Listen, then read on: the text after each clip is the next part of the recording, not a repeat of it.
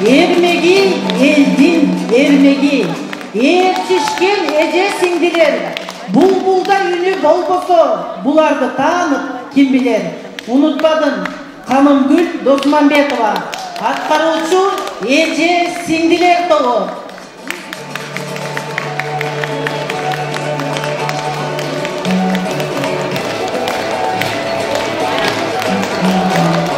Eje singdiler toğuna bolsa ulor olsun.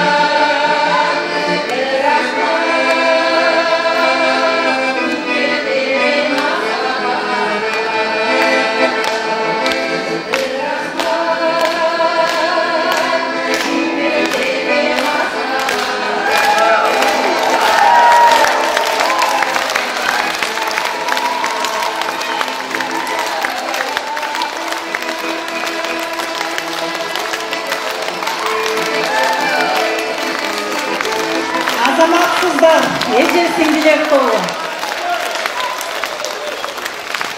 Бүгүн өнөрдү аздектеп келген кыргыз элине кичине жардамалык күнүдү. Мына ушул эже сиңдилер тобундагы аксакалыбыз Бурул Маматова эртең 14-15-тен 16-га чейин Селкинчек долбоорунда Санжара радиосунда супер финалга катышат. Бардыгыңыздар мына ушул Бурул эжекебизди колдоп, добуш берип коюңуздар.